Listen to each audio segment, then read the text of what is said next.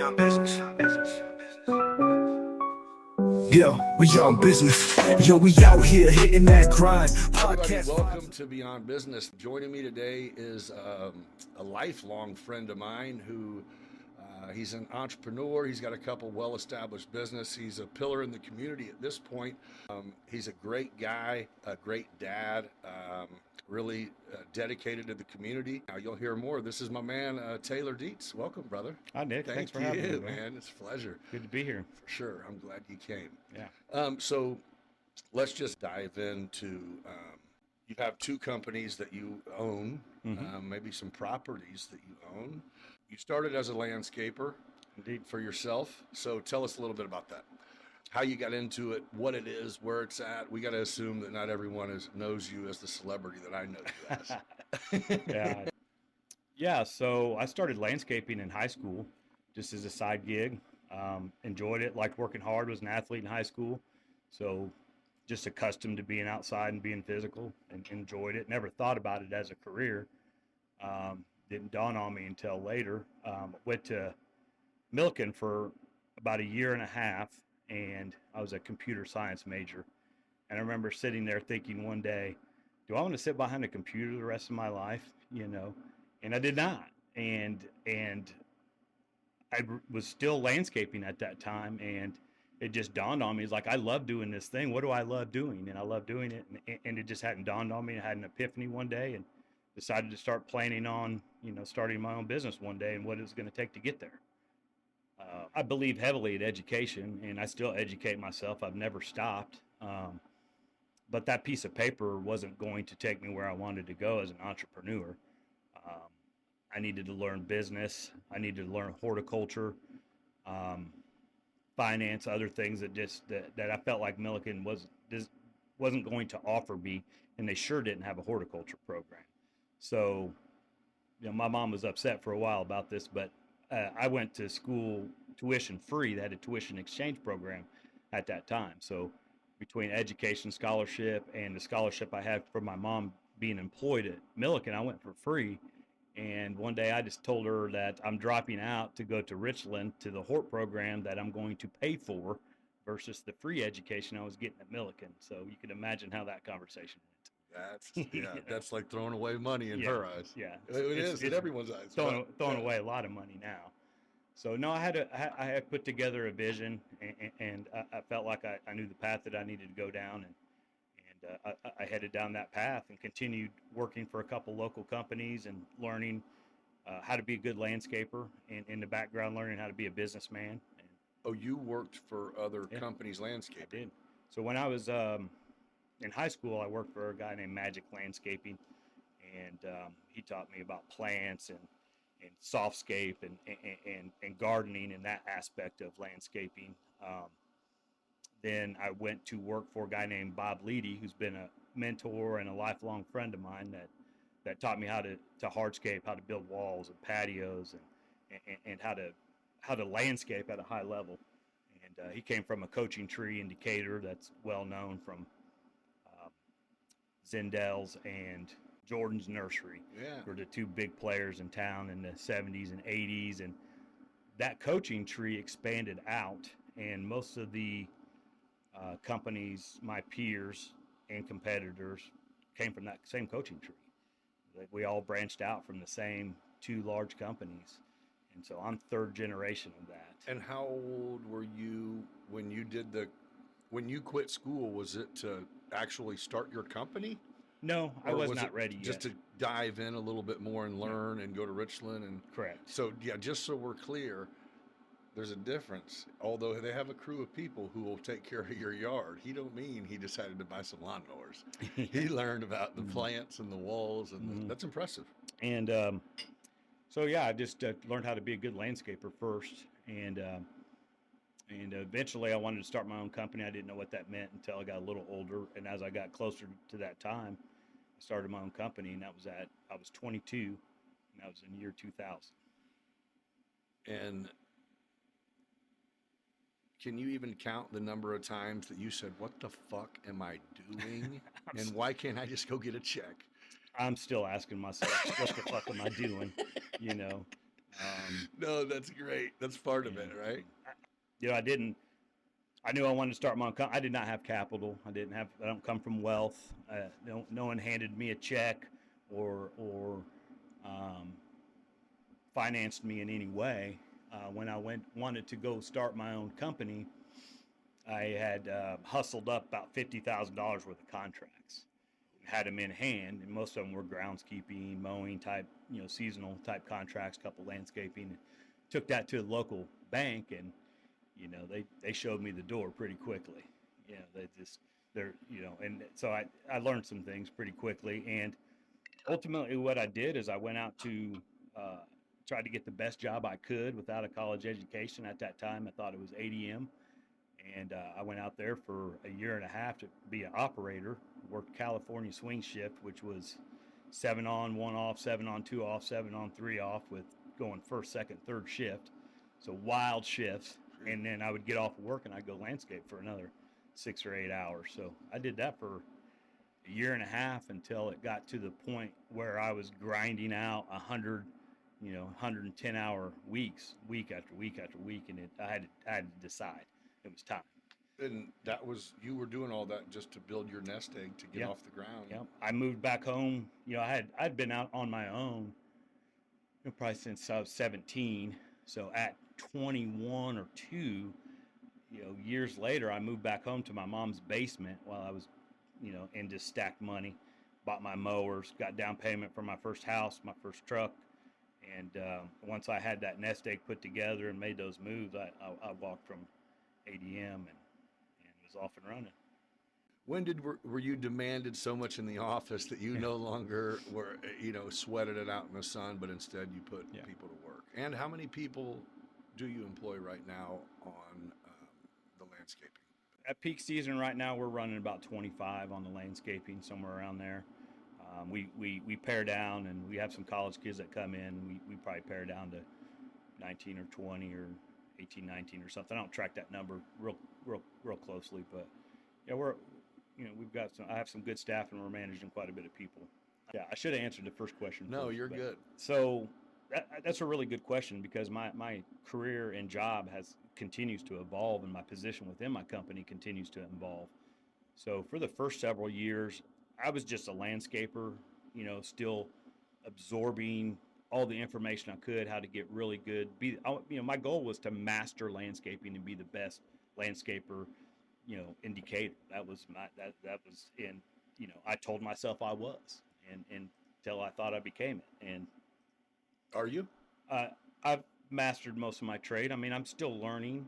Yeah. I have my weaknesses and strengths, but yeah, I consider myself an expert in my field. Yeah, and I think with almost anything, the second that you actually convince yourself that you know it all, you just go on and check your code at the door, brother, because there's always stuff to learn. You'll never stop, Well, I always try to think it into existence. So my first business card said CEO on it. I was a one-man band, but I knew where I was going, where I wanted to be. So I called myself CEO of my company since the day I opened the doors when I was 22 years old. You weren't lying. I mean, people kind of snickered at me early on, but they don't snicker now. It's something, right? So, yeah. But I think that's what I notice about you, too, is that you've always been kind of humble, and I think that's a feather in your cap. And 20 people having a good job is very impressive. Like, that's to the community, dude. I mean, that's I take huge. the most pride in that we've developed some careers in my company, and it's been a team effort. It's not a me thing. I have an amazing team that I've put together that's been with me for a long time. So I realized that early on as well. Which I've learned late, and yeah, you're right. You're as good as your team. I've been stuck for years on that. If it doesn't seem right, I'll cut you off so quick because I can do it myself. But then it goes. Well, you're putting a ceiling that you can't break through. That's right. On your own. Yeah. You can be successful that way, but you've capped yourself. Yeah, I can't go on vacation for a month. Yeah. Or I don't make any money. So I'm trying to learn too, man. So that evolution of career has been interesting. Ultimately, I was landscaping in the field, mowing part of the week, landscaping part of the week, doing bids at night, and eventually it just becomes too much. Yeah. I think the last job that I did in the field full time was in 2012. So it took about 12 years before I was fully, I'm not in the field anymore. Well, then it's definitely safe to say that anything that you're asking someone to do that works for you, you've done it. Sure. That's important. Oh yeah. You know, and I still kind of feel that way now. I wish I could go. I love working in the field. I've always loved building things. I wish I could be out there. My mind says yes, my body says no. Yeah. And it just doesn't, I have to trust my people and guide them, and they do a great job, and I have great people. So, but I do miss it. Yeah. I feel the same way. There's definitely times where you go, man, I kind of like sweating my ass off for a little while, but everything gets old. No doubt. Variety. Yeah. So I had to learn how to be a businessman. That was kind of what I was getting at. Was I became a really great landscaper, but I knew that if I wanted to have the company, the size and structure of company that I wanted, I needed to learn how to be a good businessman. Not a good one, a great one. How did you figure that out? Because that's one of the most difficult parts of being an entrepreneur is going, hey, I got a little money. Mm-hmm. How many times am I going to have money and not before I have money? So that's huge. I'm interested in that. What made you, trial and error, hiring people and going, well, I don't know what you're worth. Here's what I think. Sure. What do you think? Well, failure's the biggest part of that. Right. I've had some success and hope to have more, but my life's been more about failure and my response to failure than it has been successes. So I fail more, I feel like, every day than I succeed. Or at least it's easier to focus on the failures. I've had to learn how to celebrate my successes, really. So the education piece was the most important part to becoming a good businessman. I read every book I could get my hands on, but that only takes you so far. I used a lot of different resources. Back then, SCORE with Milliken had a really good program, so I spent time there, and they were awesome. I took classes and workshops. I think one of the things, probably the smartest thing that I did at that time, was to reach out to people that I admired and thought that had success in other fields, and just take them to lunch. Say, how do you do it? How'd you do it? How'd you get there? What's your story? Tell me what book I need to read. What do I do? And I did that and created a network around myself of people that I could reach out to and ask questions to and lean on. And people are receptive. I mean, it's actually amazing how entrepreneurs are it's like a club, and nobody gets there on their own. They all needed help, and that's what I realized early on by me reaching out to them.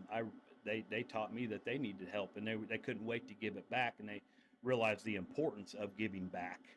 And that's what I have found in almost every entrepreneur that I know, is that their willingness to help others be successful. That's important to me to do the same, and I want to do more, and I need to do more. Well, I've seen recently you hosted. There's a CEO group of kids, maybe. I've checked them out on a few little things. And what is that? Are they high school kids or college? What was that? So it's a high school program. It's a Mount Zion CEO program. I'm glad you brought that up. And that's what it's called, the Mountain Zion Sure. CEO. All right, shout out to Mountain Zion CEO program. That's great. Yeah, Blake Reynolds is helping facilitate that with a lot of other entrepreneurs. They're doing a really wonderful job, and they're training and teaching their next generation of entrepreneurial leaders, and it's a really awesome program. There had been a void there for many years as everybody focused on college education. Yeah. But when I was in high school, we had a program called the Business Marketing and Management Program, and I took that class my senior year. So I could have graduated at the end of my junior year. I elected not to. I was having too much fun. I was, Yeah, I high was school was partying, alright, having a man. blast. I was an athlete. Like I loved high school. I didn't want to leave. Yeah. And so I took this class, and I got out of school every day at 11, 18. You know, I learned about business for most of the day and went and worked, and that was really good. That was a catalyst to me, you know, Right. facilitating entrepreneurship. But that program it's a national program.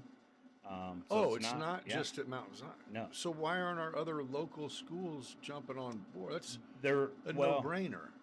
so it's regional. So I believe that the closest other school, Warrensburg, has kids that are in a program, but it's part of Bloomington might be part of that. So Oh, so Mount it's Zion, it isn't just for just Mount Mount Zion. Zion Well, students, but I believe that it was just Mount Zion students, but they opened it up to St. Teresa this year. okay. So you know, I don't want to misspeak, but I believe it's just Mount Zion and St. Teresa kids, and they could only take so many.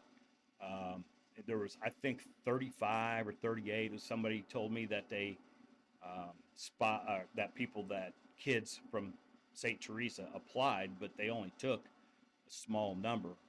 Okay. And my son Colton was fortunate enough to have been selected in that group. My kids have been around entrepreneurship. Colton's mom's an entrepreneur. They've grown up and raised around it. So my family has a pretty strong. My boys Yeah. and my daughter they're pretty entrepreneurial, It's and it's crazy. really, It rubs off yeah, for sure. it does. Yeah. It's great to see. I don't push them in that way. I support them in what they want, but they've naturally gravitated Yeah. with an entrepreneurial spirit. So my son's old enough now to where at least we can have adult-ish conversations. Like, what are you thinking? Yeah, what would you want to do? And it's funny because he has the exact comparison of a college graduate with a business degree Mm-hmm. versus I think I got like 212 college hours. I don't have a degree in anything. I got a couple trade certifications. I've failed several times. My story is exactly the same. Like, And I go, yeah, but I think he looks at it and goes, like, there's not, you decide what you make. And I'm like, that's a, okay way to put it. Yeah, I do. sure. I Yeah. mean, I have a view. And he's going, well, then why would anyone go, I'm going to sign up for $62,000 a year, or I don't even know, 70, whatever it is, whatever. Why would anyone sign up for that if you legitimately could make whatever you want? It's like, that's what the fuck I'm talking about. You're right. Keep I that mean, attitude, if you're willing to outwork everybody around you, then make your own Yeah. dreams come true instead of making somebody else's. Yeah. But I view entrepreneurs as a personality type. It is. And you usually know, and if you research entrepreneurship, I knew at a young age, and there's a lot of research that most entrepreneurs know at an early age that they're marching to a little bit different beat, plus or minus. I'm not going to say whether or not one path is better than the other, because many people have been very successful getting degrees and master's degrees and going to work no for doubt. big companies and being VPs and just having amazing careers. Yeah. So there's just a lot of different ways in life to be successful, but they all have the same ingredients. You have to work hard and grind. At what you have to have vision. And I think that's the benefit of growing up around entrepreneurs is there's been no blinders on your children to make them think that they're entitled to, or it's easy, or it doesn't take work. It's like, I think there's an appreciation for going, oh, I'm young enough to have a plan, to where I can bust my ass. You did it though at a young age. Mhm. You jumped. So I think there's such a benefit to not pissing away your years working while you're. And some people, you run into a family and you got a 9 to 5, and the wife won't let you, or your husband or whatever won't let you just throw it all in. It's There's always going to be naysayers. Yeah. And I had them. There's plenty. You'll never make it. I heard that plenty, to my face and behind my back. Yeah. Either that fuels you Right. or you succumb to it. I remember thinking if I'm gonna fuck my life up, let's do it at 22, not at 32. Right. I can always go back to Regroup. ADM Yeah, and make good money and yeah, have a good career and be happy there. Like I liked that job, and I have friends out there that like their job. It's not a death sentence to yeah. not be an entrepreneur. It is not for everybody. Is that a choice? It should be a choice. Our we I mean, because you're damaged our education system, I think, by yanking the vocation programs out of our high schools, and for 10 years or more or less, I'm not versed, but we all know that the tides changed and everybody shifted toward going through college and getting a degree, and now it's expensive and you're saddled with debt, and there's cons to that. And we gave everybody one option and focused on one option when there's many options, and now the trades are hurting. We don't have people, and and, and which is actually is great now. Landscaping for a tradesman, because landscaping was like the redheaded stepchild of the trades forever. It's considered the federal government designated a skilled trade now, so now we can have apprenticeships, and oh, we can have federal money, and so it's different. But now that the demand for trades are so high that the pay scale's getting good and better and better and better. My guys are making good money. I'm making better money. right. There's more opportunity. There's legit apprenticeship programs for all the trades, of which I always have been, but for Right. landscaping as well.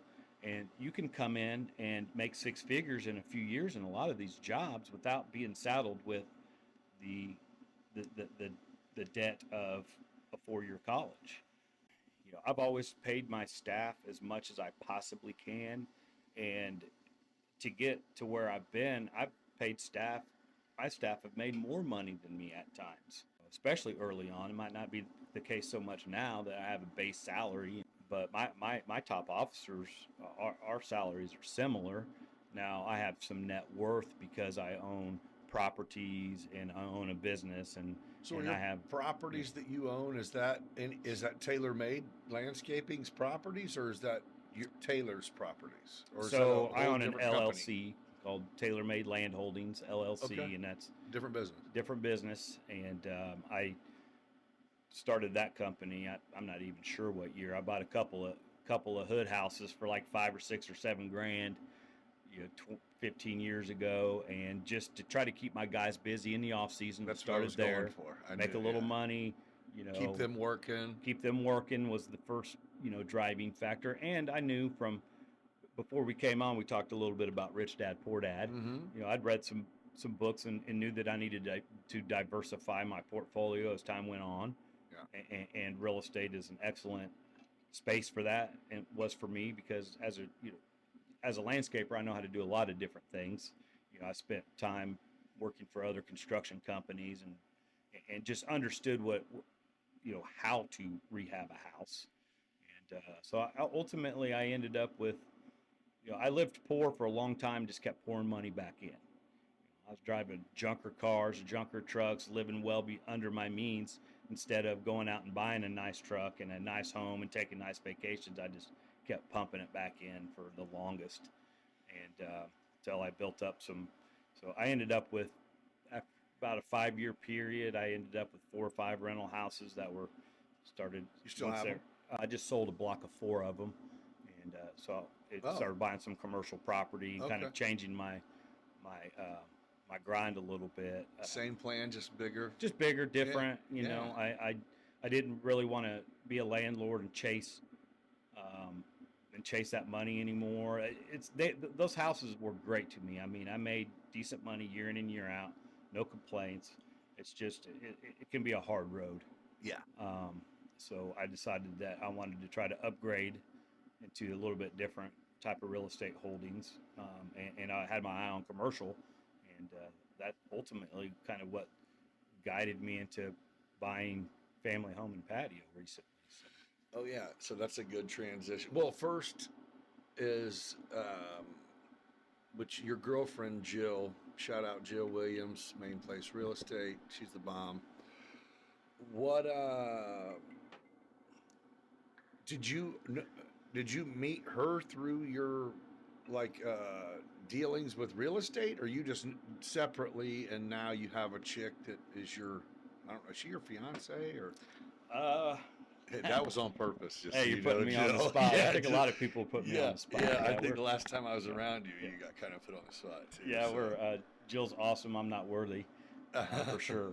That is not an answer. I'm not going to ask her to marry me on the podcast if that's what you okay. mean. Well, But sorry. yeah, we're we're already there without being there. I feel that. No. You Like I'm really proud of her. She's awesome. The support that I get from her and for each other, and we've had some entrepreneurial dealings together. That's amazing. Yeah, you asked how we met. The first time I met her, I was selling the block of houses that I was mentioning, preparing to make some other moves, and she had just started at Main Place, and she was running the Matador camera and doing drone footage for them and learning the ropes. And, Yeah. And I think she was doing that while she was learning how to getting her real estate license. So so yeah, we met that way, and her and Taylor Peterson are best pals. Okay. And Taylor tried to set us up, and Yeah. and neither one of us were in a it's coming out of a relationship, and she wasn't didn't want to be in one, so we just attempted to not come together on Right. purpose for a while until we did, and it's been awesome. She's great. I'm so lucky. That's it. Yeah, I'm very, very lucky, very fortunate. You deserve it, brother. She's a rock star. And you are, yeah, you're an awesome dude. You guys seem like, that's what I'm saying. Not very often you see people and go, hey, good fit. Yeah, you learn and you mature, and you figure out, who you want to be with, and try to learn how to be happy, and not force things. And so yeah. Okay, so we fast forward. You got your properties. You're still in the property game, and I mean, within the last year or so, how do you go about finding, purchasing family home and patio? So it was kind of a slow process. My landscaping company was expanding, and I wanted to buy Physically. We needed more property. We'd outgrown our space, and I tried to buy some larger commercial properties. The pricing was just insane, but I found this house for 140 grand that had some little bit of an acre to it as a residential, had a building on it. I separated them, moved the landscape division over to the backside of that property and that building, and so I was able, instead Where of you're at now? Yeah, where I'm at now. You have a house. That's your house that sits. The yellow house off of 121. You also have that? Yeah, that's one of. Yeah, I turned that into a rental property to pay for the property as a whole. So sustainability. Got you. Right? Yeah. I didn't realize how that. Yeah. And that property behind it. But family home and patio's up the road a little bit. Well, they're in between my two properties at this point. Oh. So I'm, in my mind, I'm dreaming one day I would love to own that piece of property. Like, I don't know how I can afford it, but I had my eyes on it and always wanted it and thought it was a natural progression, and then found out it was available. So John and Mary Ann Wilkins are just some of the nicest people you'll ever meet. They've been amazing. They've been great neighbors. We're friends. They're the previous owners? The previous owners. And they own Family Home and Patio since, I believe, 1985. So it's been around a long time. Their focus was more diverse than what I'm doing with it. But when I came to buy it, I really just wanted the property. I'll roll it back a little bit. I found out that Mary Ann and her employee, they were ready to retire and wanted to sell the property. The business wasn't really even on the table at first. And so once I realized I could buy the property, how do I pay for it now? Wish granted. Yeah. Oh, wait. This is a lot of property, and it's an expensive piece of property, and I can't sustain that right now, so I had to figure it out. Well, I could rent it, but then I was just kind of examining the situation and really started looking at the the pool industry closer, and I had an awareness of it. I work adjacent to it. I've been landscaping around pools all of my career, doing outdoor living spaces, and Yeah. I've watched these pools go in. I've even helped a couple of times, and John had subcontracted to me a couple of times, and so I had a really good awareness. And Oh yeah, you're the yeah, one who takes people who spend the money to yeah, get these pools in to make it actually look sure. how they expected, Put rather in, than yeah, just a hole in the ground with some water. absolutely, yeah. We Yes, come in, you've we been put in there. sod and You've been plants and there pergolas and all the bells and whistles that go already. around the thing. Yeah. So, and to be honest, the last few years has really been kind of wild. But our industries have actively been combining. So at our trade shows and classes, there's combined classrooms. They've been trying to combine. They overlap so closely and so well that they overlap. Yeah. So yeah, I went down that path and examined the market, and I just felt like there was a strong need for a quality installer. There's room for And another quality installer in town. That served that the needs weren't getting met. We had out of town contractors coming in and building pools all over our town. Something I have a bugaboo about. if you buy from out of town just to save a couple bucks, the first time something goes wrong, you're going to realize your mistake. Yes, I mean, that's just how it is. it is how it is. And to add to that, we're underserved in the service area, even more than normal in the pool side. Those guys are aging out. We have vendors coming from out of town to open and close pools, which is ridiculous. Yeah. And it was just I looked there was we do not have a hot tub. We did not have a hot tub store. We do now. There was nobody in town selling hot tubs or servicing them, even though John and Mary Ann had. That was a division of theirs at one point for a long time, but it just looked wide open. I was like, I seen the opportunity. Is there another place around where you can walk in and see the hot tub Not without in looking at Decatur. it online? I mean, you're going and seeing it? My main competitors, there's one in Springfield and one in Bloomington, and that's where most of the people in Decatur were buying their hot tubs and failing to get service, Yeah, that's after rough. the fact. So, and so I just went for it. We started talking about what's it going to cost to buy the business too, and we went down that road, It worked out. and we made it happen. And it's I'm sure they're thrilled to have someone um, as dedicated and capable as you to step in and keep. I mean, because you didn't change the name. no, Will you? no, I felt it. I'm a lot of respect for John and Mary Ann and what they created, and I think it carries weight to carry that torch on. Yeah. To continue it, and our visions aligned, our thoughts about workmanship and quality and transparency and honesty and all those things aligned. And so they were looking at closing the business and until we started discussing it, they were comfortable with it was just going to end. It was just done. They didn't have kids; it was done. So it's been really rewarding, really, for both of us. How awesome is it to have your son, Kane, which I've always called him my nephew.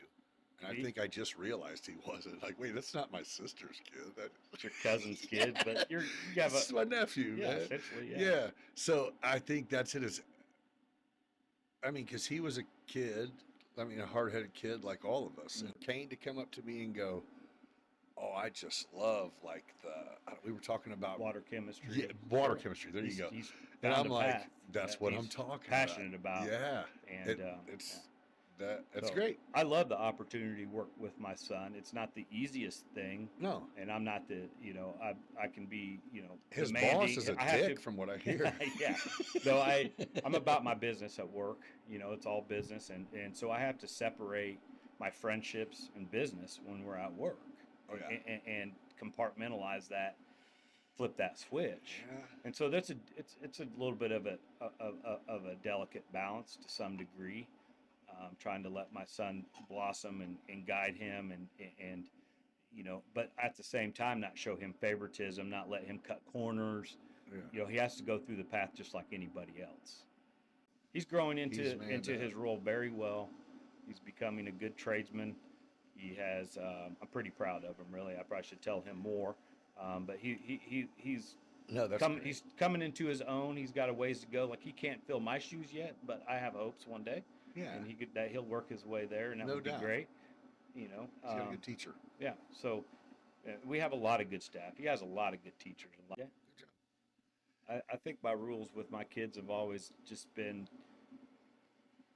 you can't quit and you have to give it 100%. No matter what it is, I'm not going to make you go one way or the other. You just have to finish what you start and give it your all. And if you do that, I'm happy.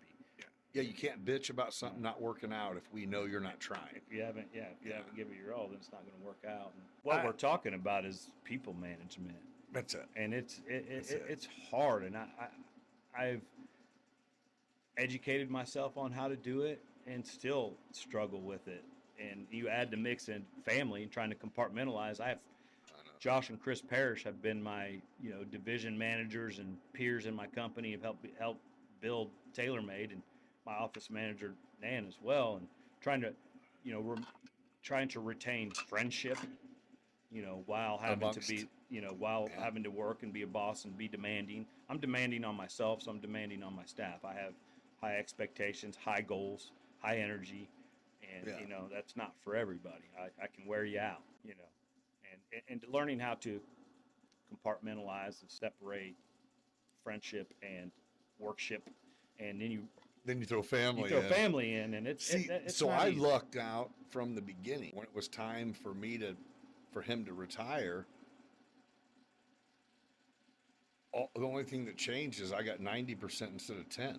So it was almost like was the best transition you could have ever done is make me bust my ass for 10% of a company because I needed that. Well, now here it's like, oh shit.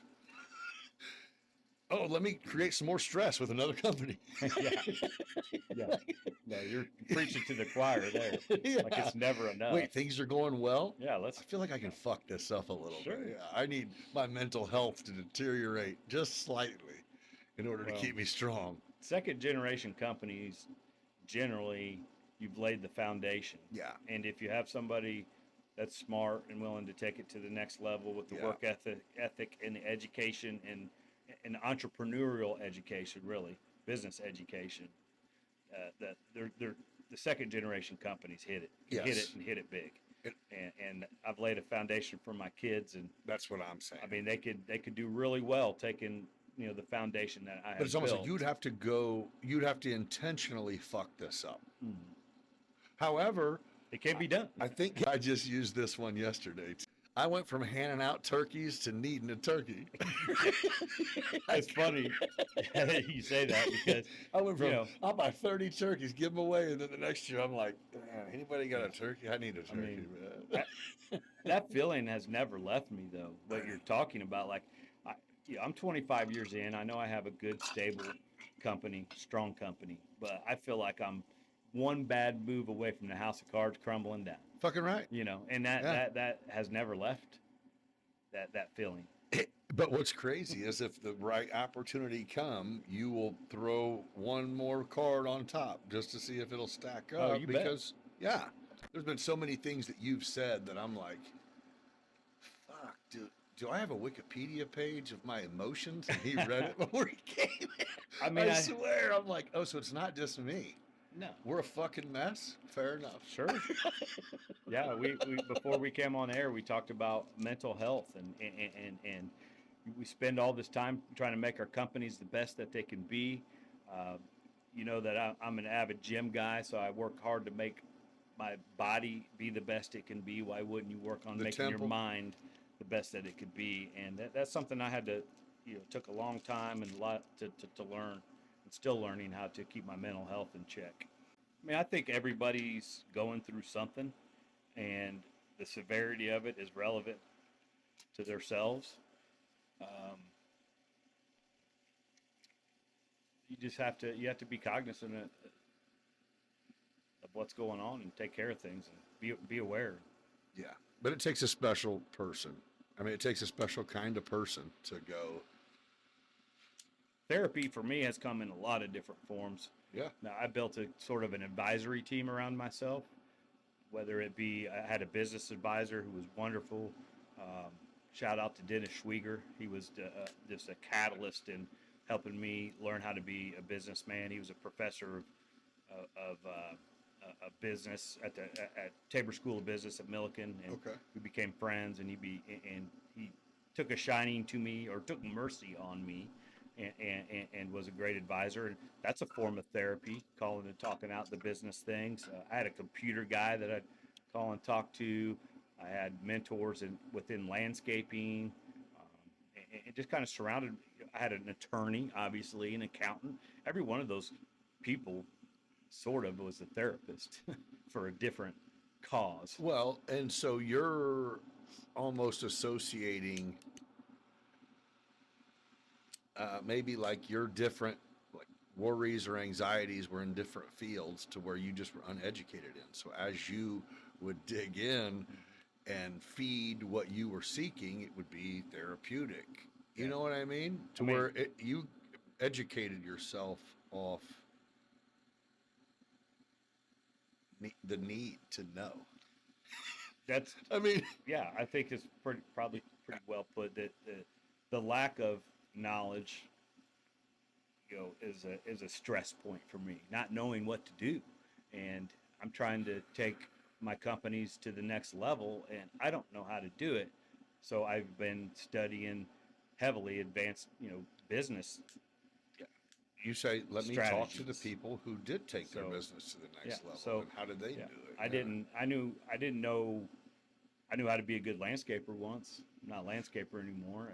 Then I knew how to be, a businessman, and then I learned how to be an entrepreneur, and then I got advanced at being a business person and got good at it, and now the next level is complicated and different as I go from a business to a professional business, if that makes sense. Yeah, no, it does. Professional meaning a corporation with a large corporate structure, with general managers, maybe VP, supervisors, project managers. That's where we're headed, and I've been actively training myself to figure out how to run a company on that scale, because I sure don't know how. I haven't. I think I know how, but I really don't. It's not like the ceiling is so high that you have to have a doctorate in something to be able to move to the next level. No, you just have to be hungry enough and smart enough to know if you need to hire people that are smarter than you.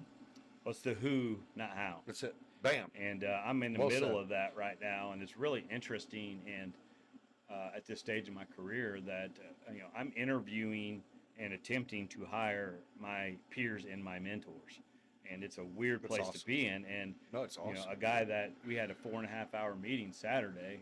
I won't throw his name out yet because he's not part of the fold yet, but this guy has a master's degree, and he has more experience than me. He's more knowledgeable in most areas than I am, not in business. Like I'm Right. a businessman. I'm Right. not a landscaper anymore. Yeah. I haven't been since 2012.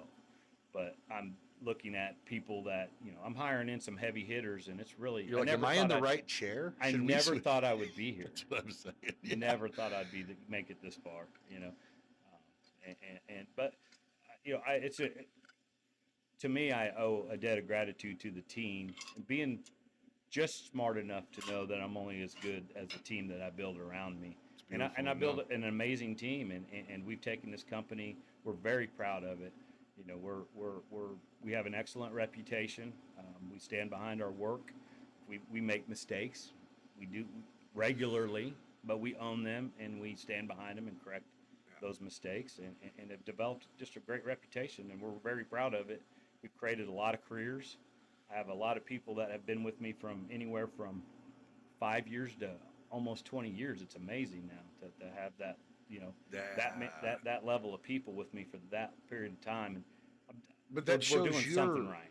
Well, I mean, that shows you are doing something right, because believe me, everybody wants someone who works hard.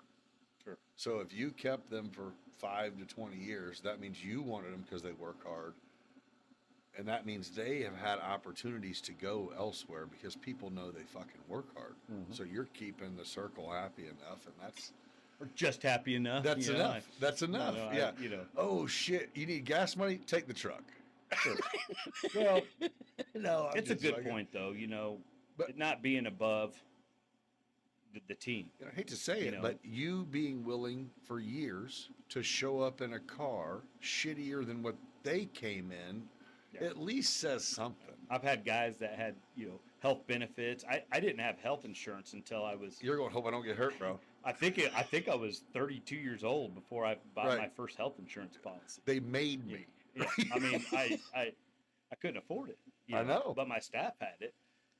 But if you don't take care of the people that take care of you, you're fooling yourself. So But that's huge. Do you realize that that's a big misconception, is that if I can stay wealthy as long as I act broke to my team, and if they're broke, and it's like, no. oh, I was really broke. You can be, you can be broke while they're not. Right. Going, I hope this Christmas party dinner clears on this card. It did? Yes. You're welcome. Merry Christmas. I've always been pretty, somewhat frugal in my lifestyle and lived inside of my means. And my staff, I think they see that. They know that I'm not just taking more than my share and being stupid with money. They see me continually pouring money back in to make their job better equipment, continual growth, Better team. better Bigger team. better. It's Yeah. just all the time, and that's been a driving force of what we do is Yeah. with TaylorMade is just keep on, keep trying to get better and. If you and run into grow. someone at the DMV and they're giving them $2,000 for the stickers, then they got some vehicles. It's more than that. You're like, not even. I disgusting. wish. Did we have that conversation a while Yes, back about I the think- absurd Yeah, I dollar think I amount had that just- we could go down the overtaxation rabbit hole. I don't want to, but it's Oh, at least bro. we're seeing some road work. Okay, the craftsmanship may not. I was be going to there. say, we certainly. If But you we're need seeing road road work. closures, then Yeah. you're right. We're seeing some road work. Business gets complicated, and you have to watch your money, and Oh, to that point, I feel like part of my job, a big part of my job, is to keep people from fucking me out of money, and it could either And be collecting. the government, Yeah. it could be an employee, it could be a vendor, it can be a client. Normally, it's the government. Insurance companies, I want to throw that in there too. So you have to. It's an octopus, bro. You just had an 8-headed monster. You have to pay attention, and that's what being a good businessman is about. And I'm studying all of those things at all times and helping protect my company.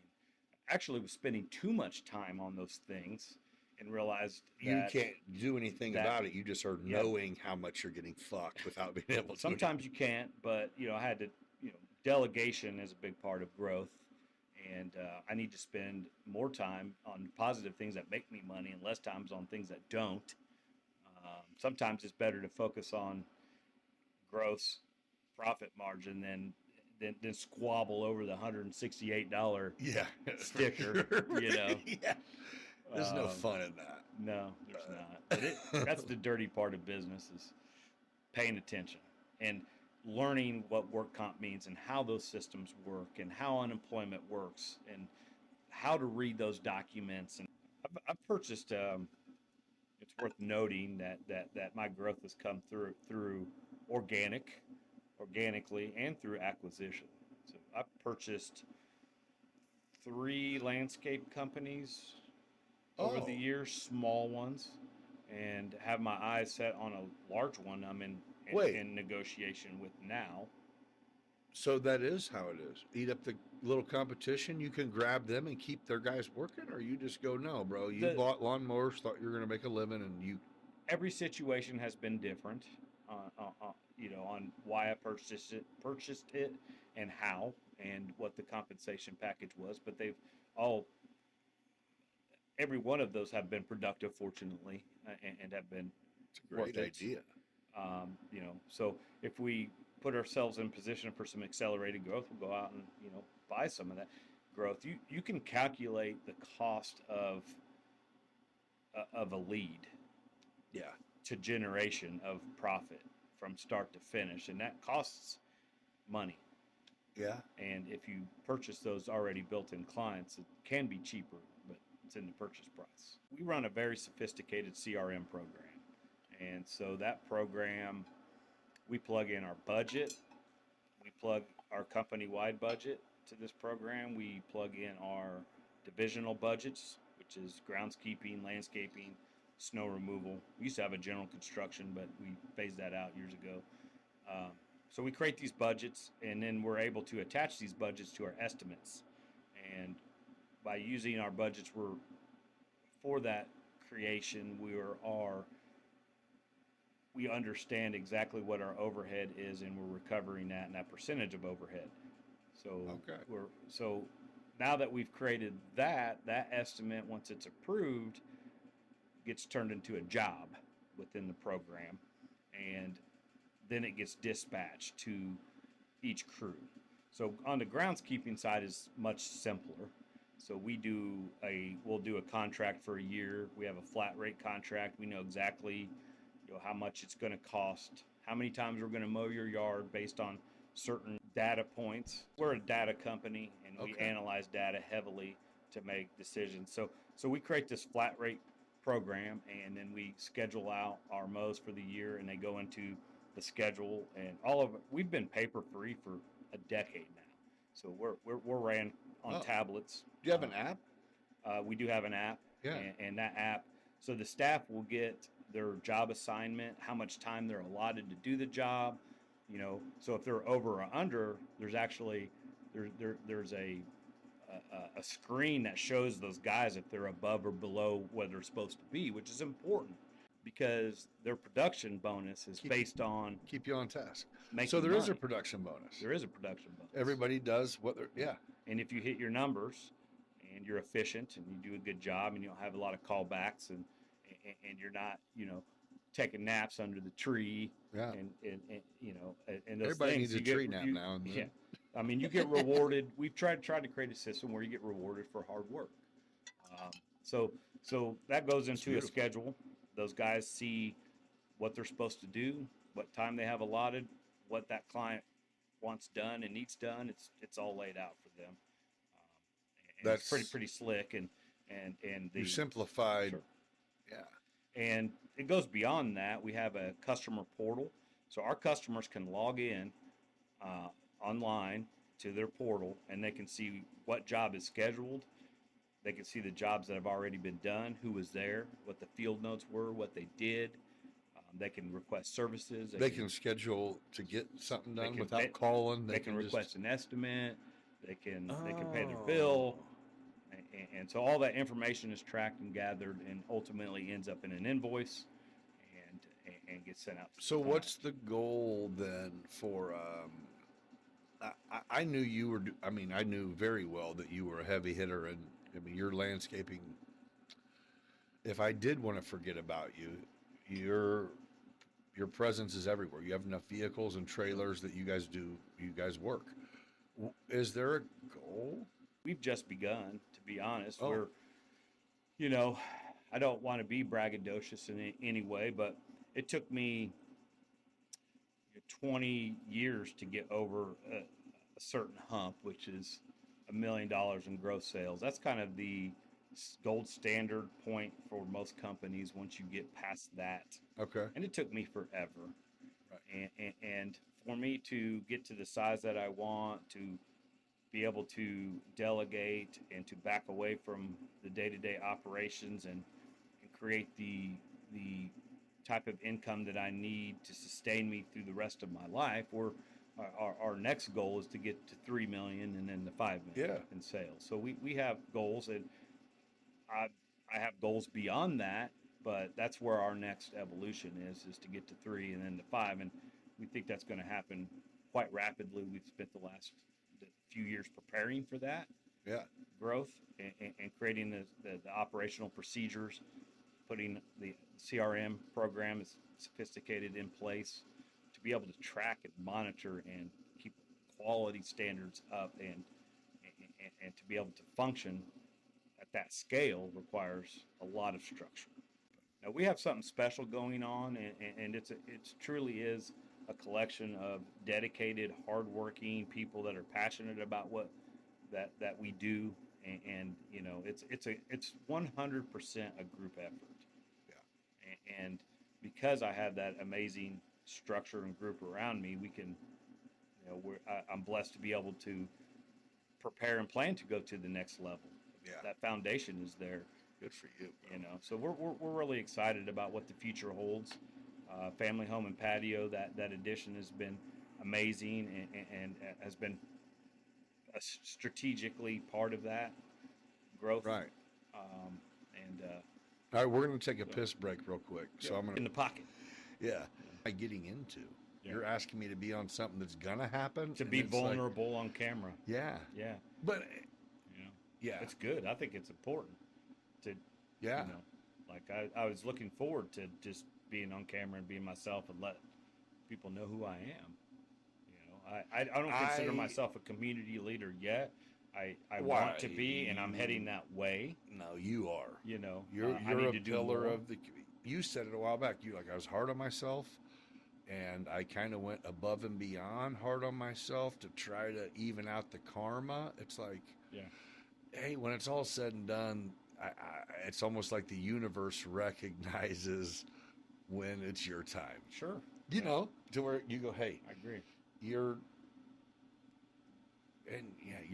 a witness of it. I mean, if you do good, sometimes you can make more money, and you can, I don't know. There's things that cutting corners definitely has its perks temporarily, but to not only turn your life around and go, Absolutely. not only am I going to be productive, but I'm going to plant that seed for that generational wealth that people talk about.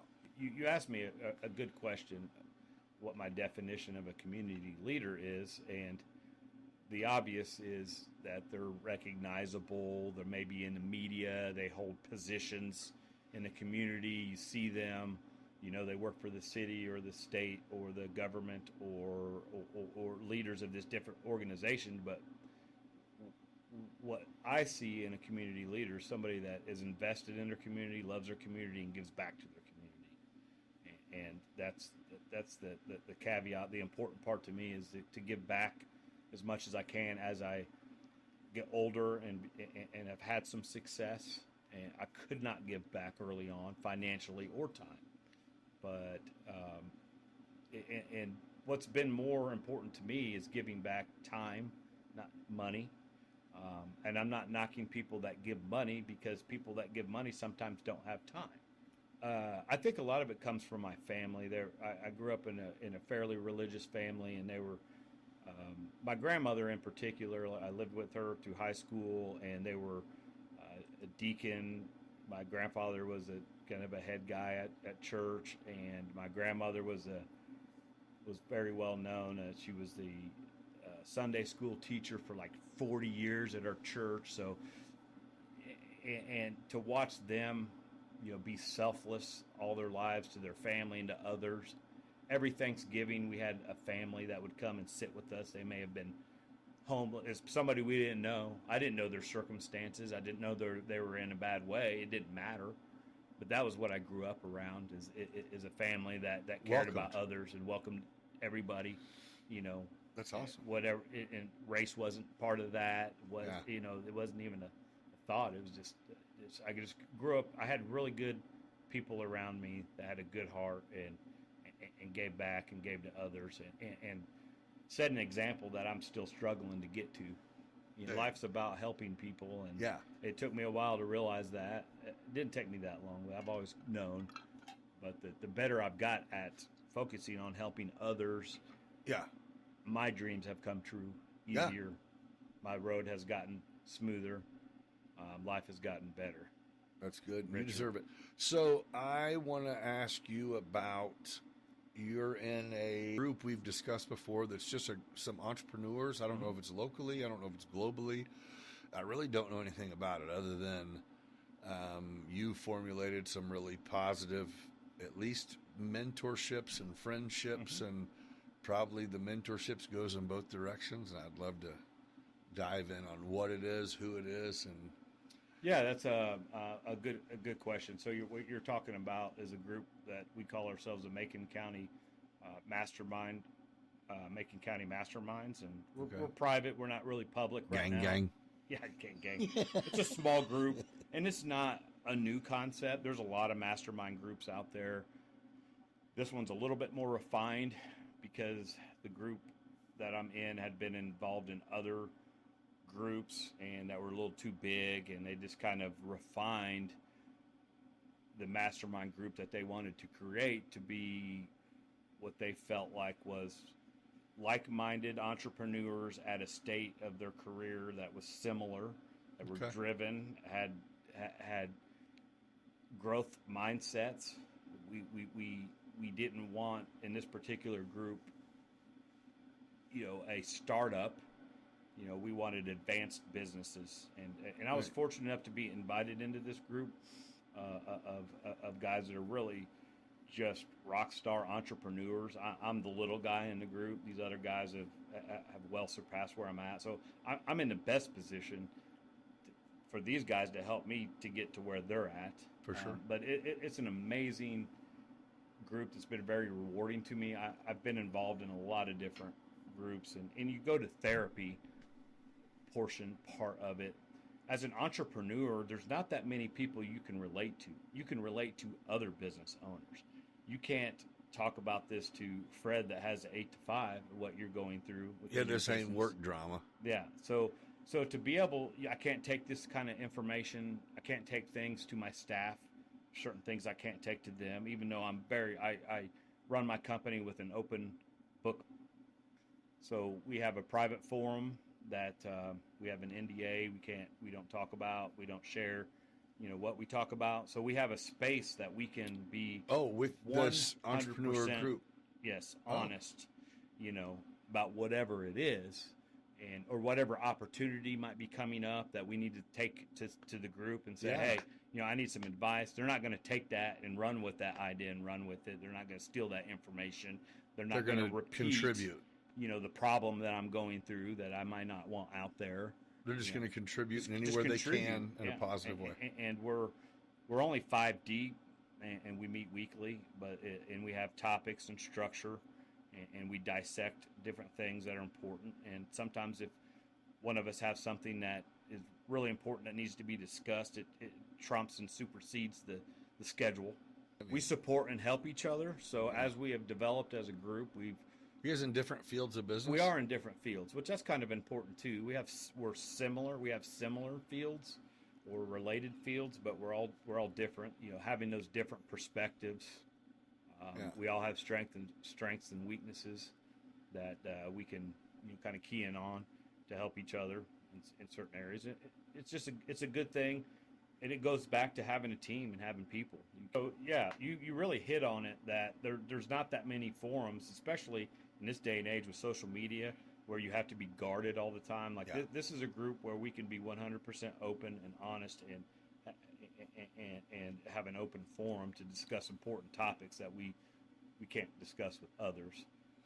You surround yourself with people that are trying to lift each other up and are actually helping you get to where you want to be, and you have to give that energy back as well.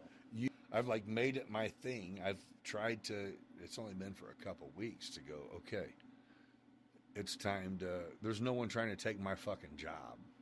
Well, as entrepreneurs, I think naturally we're communicate. Control freaks. Yeah. Yes. And that's a benefit and also our weakness. As is everything. And to let go a little bit of that is important, and it's helped me a lot. We're going to pop a video up right now that is going to show it's a house in Decatur, Illinois that looks like it's a damn resort front property. They did their thing, and this guy even, I believe, was in a snorkel mask or something. There's a picture of that. I know. This, we're showing it right now. Sure. Well, yeah. I have that. I came picture. out of retirement. And, That's what I was going to built this say is, pool are for a you month. sure? And I was going to say, no, that wasn't landscaping. That was aquascape. Absolutely. Again, though, you decided Mhm. we're not only going to be a company that installs pools, but we're going to be the one who installs the pools that you see on Instagram. If you want your shit to light up, we're going to do that.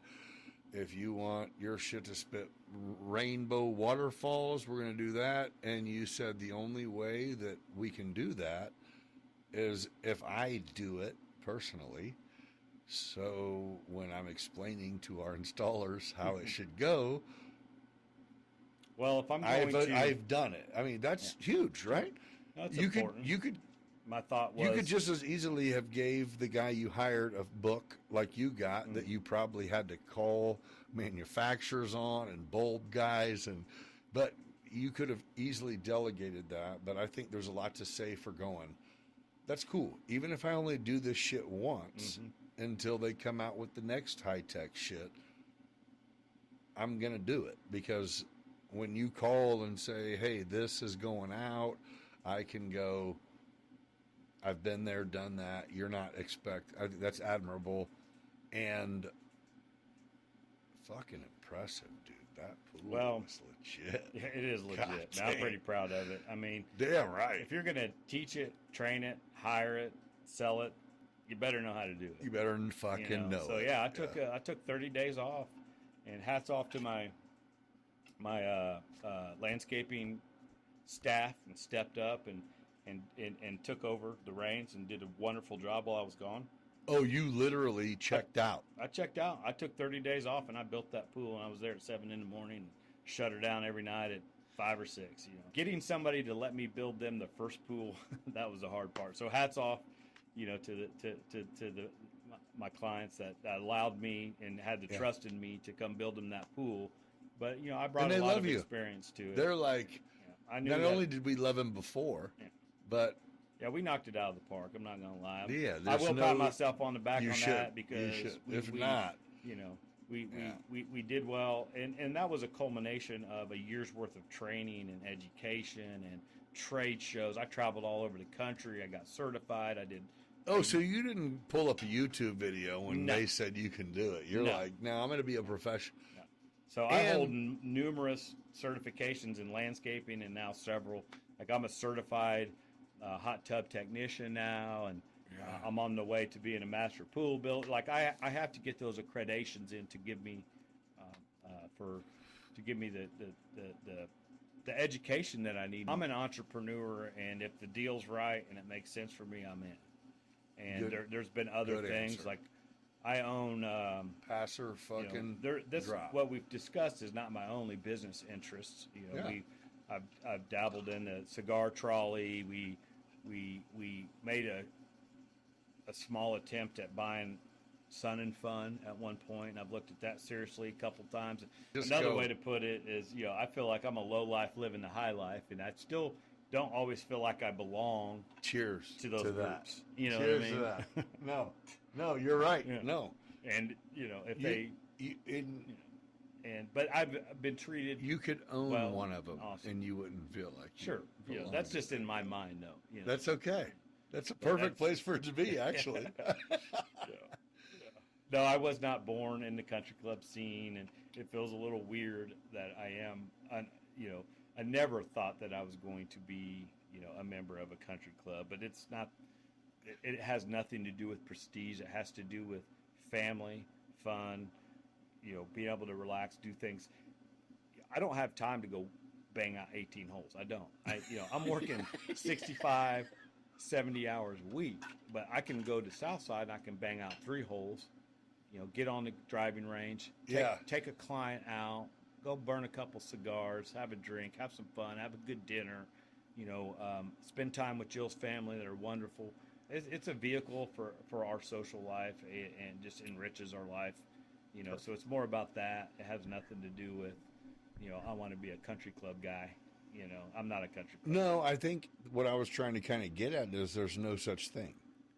Like we think of country club guys as a certain stigma, and you're going, I White mean, privilege assholes. yeah, which I'm down with that. They skipped me. I didn't get it. Minorities and underprivileged people in our community are important, and they affect all of us. Yeah. If you live in Forsyth, it don't matter. What's going on in the hood's going to affects everybody. So, giving back is what I feel like giving back is trying to give back to everybody, not just picking and choosing. And we're not doing enough to help our people right here at home. So that on a U.S. scale, that bothers me. The amount of money we've given to others, we could solve a lot of these and improve a lot of these issues. We need to have compassion and do our best to help others, but we also need law enforcement. We can't let people run wild. We can't have people running the streets that are fucked up out of their mind on whatever and harassing citizens. So it's a real delicate balance there that I don't have any of those answers. I just feel like everybody can do a little. If everybody, there's a lot of money going in a lot of places to people who are supposed to create answers. I feel like at home, being part of our community, that if everybody does a little bit, then we'll go a long way. I can't solve all those problems. I'll just do the best I can. Get out in the real world and you interact, and what media puts out there is not the real world. It's not what's happening out there. They're focusing on negative. They're creating division, and when you go out in the real world, that's not how people act. It's not how people interact. That's what I feel like. No, and I think you're right. And I think the problem is they're trying to create a generation who doesn't face the real world. They only have what's in their feed. You know what I mean? Because you can't ignore racism and these issues. The lack of respect for authority. I can't solve global issues. I don't. I do. I continue to volunteer. I know I've had to back off in the last year. I mentioned that a little bit, and it bothers me that I haven't been able to give back while I've taken on this new venture. And once things settle, I'll do more. I'm not wealthy. I don't have large sums of money I can dump on these organizations, but I do have value in time and experience and things that I can help with. So I pay attention to the world around me. My community is more important. What's going on the national stage really doesn't mean shit to me. I care about our education system here in Decatur. I care about the good people that are fighting a good fight on the council that take a beating. The school board that just takes a constant beating. Like, these are people that don't get paid to volunteer their time, and they just take a beating all the time. And that's the small world that I'm trying to live in, is trying to make my little bubble better. People that say the most seem to do the least. And that's who has the voice now. The people doing the least have the voice that are resonating with everybody, and it's bizarre. I like to think that will level out as time goes on. Social media is still pretty new.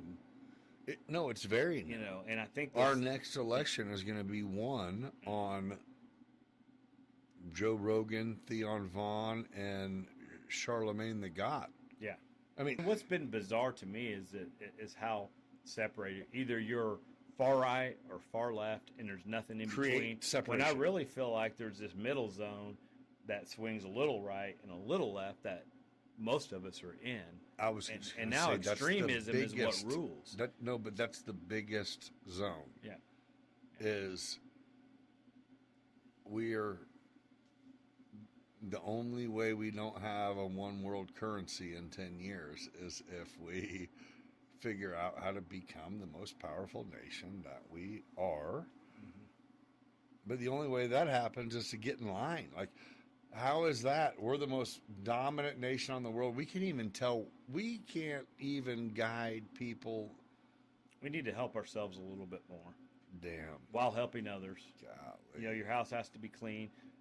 This last year I needed to help myself and strengthen my business.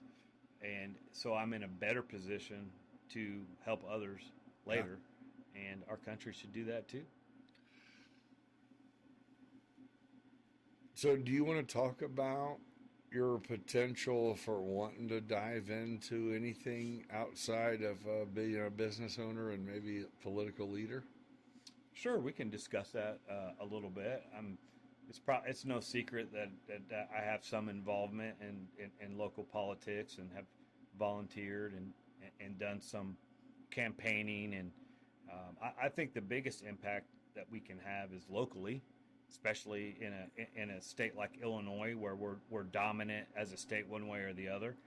Our vote doesn't necessarily mean as much statewide as it does locally. I can see the impact that you can have locally. You can see it, feel it in real time. Oh, because you've been a part of it. Been part of it, and would like to be more of a part of it. I think that our local leadership lacks younger, youthful, business-minded people in it, but people like me are out building businesses and putting in work.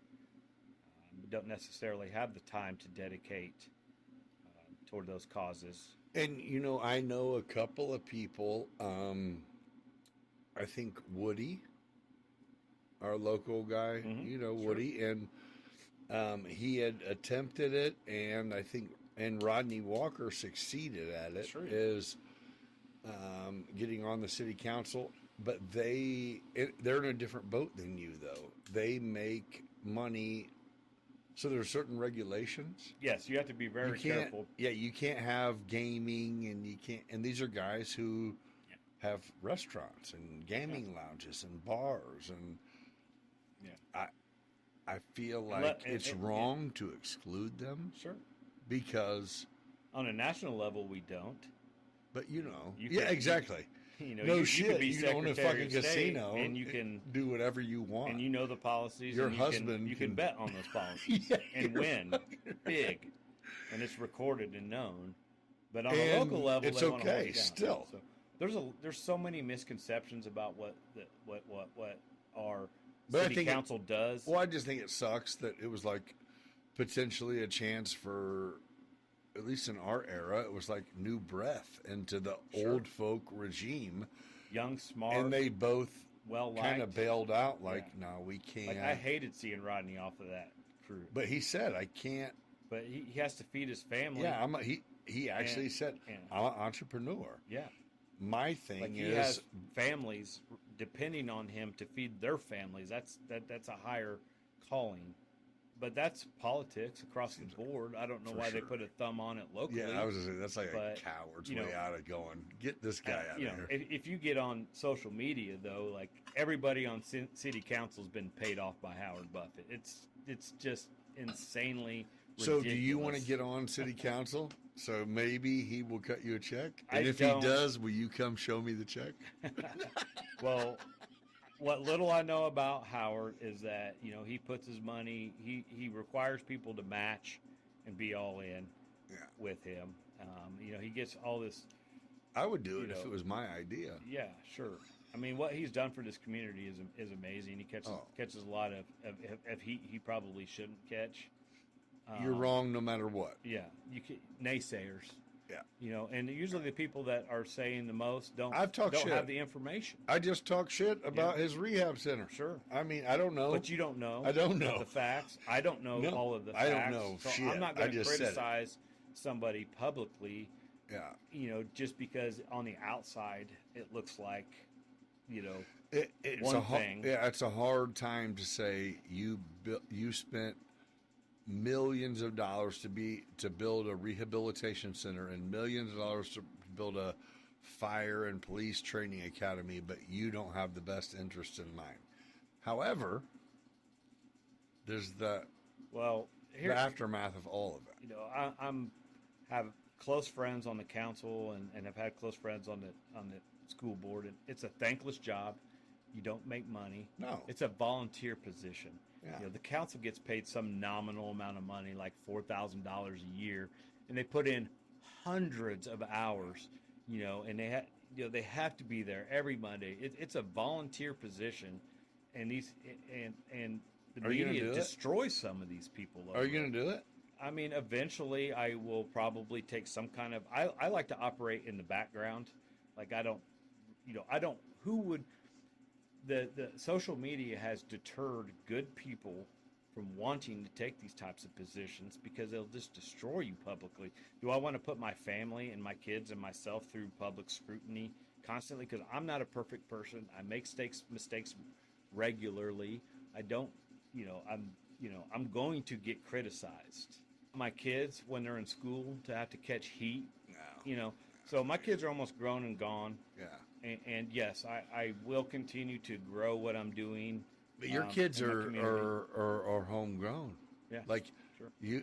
you've provided the opportunity. They can go anywhere in the world they want, and they are at Thursday night dinner if Dad calls for it because they're right here. That's beautiful. That's a beautiful thing. First of all, That might be about the thing that I'm the proudest of is that my kids still like me. My kids all get along well. or like you. Yeah, they like me now, but we spend time together and we love each Let me see other. your lighter, brother. I didn't touch on my daughter enough, and Let's do I need to throw her out. Oh, we out there do. too because I didn't. No, and I'm But, curious too. Can we take a short pause? Let's do it. Let's pause it right now. Yeah. Yes, sir. And there's no direct competition like one of us will win, but I'm to be able to competitive every a fault. time that it'll be a year or two pass and I see you and know that you're doing well and I'm doing okay, that it's just almost like that. Cheers to us, bro. Keep going, man. Yeah, keep going. Whatever Dude, you're I doing. love seeing you do well, man. It makes me feel so good. I see you. Likewise. I want to be part of it. I want to. Likewise. I think we can. That's what Yeah, we're supposed to. That's sure. what we're supposed to do. Yeah, I'm proud of you, brother. Thank you. I do. I appreciate that. How old is Ryan now? Yeah, give a little shout out to my daughter Ryan. How So old is she?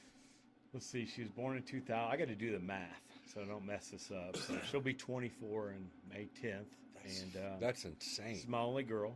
She's a testament of getting the best of both parents and doing the most with it. So she's very proud of her as a woman, being strong, independent, stubborn. She's got her own thing. Hardworking, competitive. She's got her own business. She's got her own business. She's at Dolly Bliss. She has she went and got her a degree or certificates or all kinds of stuff in esthetician. She worked for a pastiche and cut her teeth there and learned the ropes. And she had a really good mentor and teacher there, a friend of mine. So want to respect that too.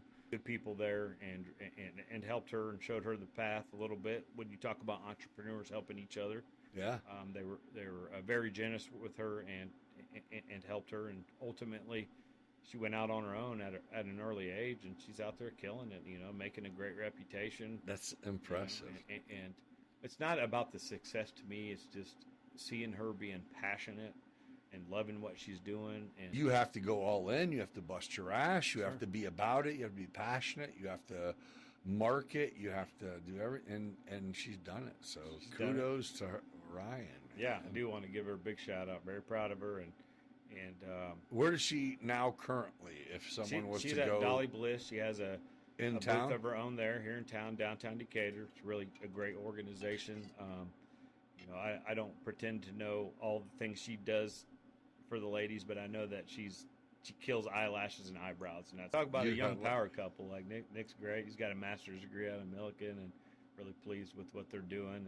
And they're so much smarter and wiser and ahead of where I was How at that age. crazy Like, is man, that? They're sailing. Do you very acknowledge it, or do you sit back and go, "I'm not going to tell you guys"? Probably Because you don't need to know. But I'm not the God. best at showering praise, but I think my daughter knows that I'm proud of her and I love her and I support her. And Golly, you should always tell them. Ryan's one of the more. few people probably that I've met in my life as a young lady that you could almost guarantee was going to be successful. Yeah. At the end of the day, my children are good people. They have a good heart and they care about people and they want to help people and I'm very proud of them for that because I'm most proud of that. They're good people And and have good hearts. and to be something that you didn't directly every day teach, they just saw or they learned is Environment. There you go. Environments that some of our disadvantaged youth have is insane. Like it'll break your heart. These kids, have all these strikes against them before, and they just want love and attention and direction and guidance. I feel a little lucky too because, I have friends and family members and people. You could be the best person and the best parent with the best intentions and do everything right, and you could still end up with a child that's struggles with addiction or all these things. I've been so lucky to not have to have figured out, how to navigate, a child that, you know, doesn't aren't sure about their gender or or has mental health issues that they're debilitating, and so I've been pretty fortunate. I've had it easy. You put out good, and and it comes back tenfold. But I take doing the right thing very seriously. There's no shortcuts in life, is the way I feel about it. You have to put in the work, put in the time, put in the work, and the results will come around. No freebies. There's no shortcut to success. Everybody that I have met that has been successful, whether it's a second generation business owner or third generation or first, they've ground, they put in hard work, they put in their due diligence, they put in the hours, they put in the work, they worked on themselves, they empowered people around them, they helped people. Like, you have to work at it. There's no free rides. So will tailor-made landscaping go elsewhere? We have. Like, is that a thing? I won't turn that down, but we have yet to take advantage of everything that our own community has to offer to begin with.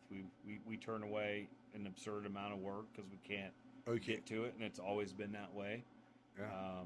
We haven't advertised other than T-shirts, trailers, trucks. I kind of knew that from our recent endeavor. You go, Not bro. I don't really do that.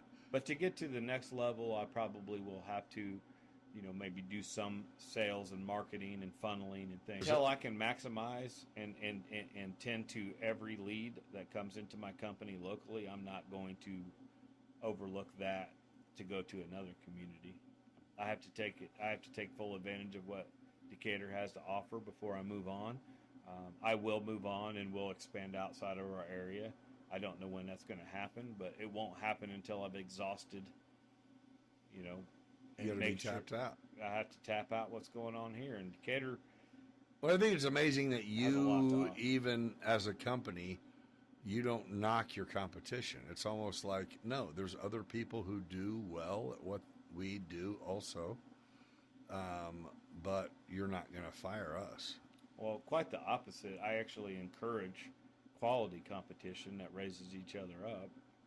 I get along with everybody and within our community, and we're all trying to do. I would never knock another man for trying to feed his family. To put it in a real simple way. No, I like that. Yeah, the competition is good. You shouldn't reject it. You should encourage it because it just makes us all better. If somebody's beating me out in an area and doing better, then that means I need to do step better. up. I'm not. And vice versa. Vice versa. So good competition makes us all better. There's not a competitor I have in town that couldn't call me and wanted to borrow a piece of equipment or wanted a piece of advice that I wouldn't stop what I'm doing to help. I mean, there's a number of companies within my industry that we've relied on each other and helped each other for decades.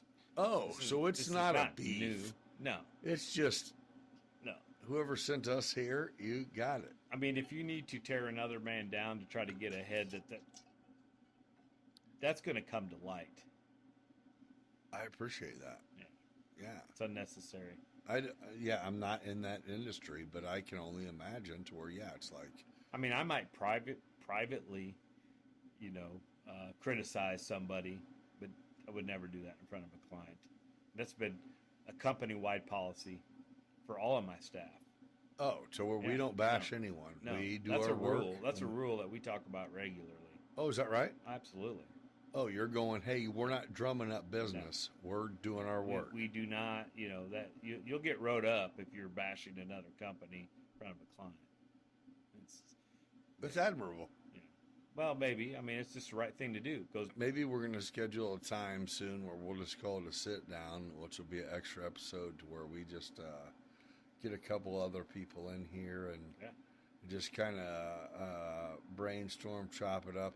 And I think my goal is more than anything is not to benefit, but to show other people how much they can benefit from other people. Whether you're in the same realm or not in the same, that has nothing to do with it. We're all people. We all have needs.